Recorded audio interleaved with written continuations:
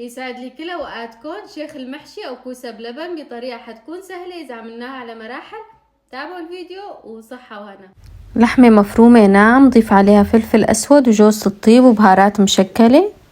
تشوحوا شوي، بعدها ضفت عليها معلقه سمنه وبصله مفروم ناعم وملح. رح ضل اقلب باللحمه وقليها لتستوي تماما وتذوب البصله معي، وبتصير عندي هيك الحشوه جاهزه.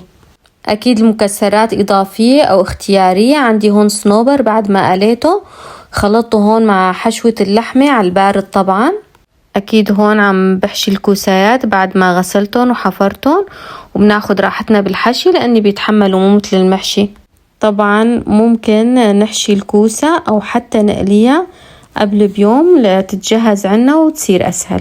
الزيت بالكمية اللي شايفينها، بعد ما حمي حطيت الكوسايات وقليتهم وصاروا باللون اللي شايفينه. اللبن عندي 3 كاسات لبن بالحجم الكاسة اللي شايفينها، ضفت عليها كاسة حليب وملح طبعا وفلفل أبيض و3 معالق نشا، وبحرك المزيج على البارد بالأول. بعدها أكيد بشغل الغاز وبضلني بحرك بالمزيج لأحصل على مزيج كريمي ولبن مطبوخ.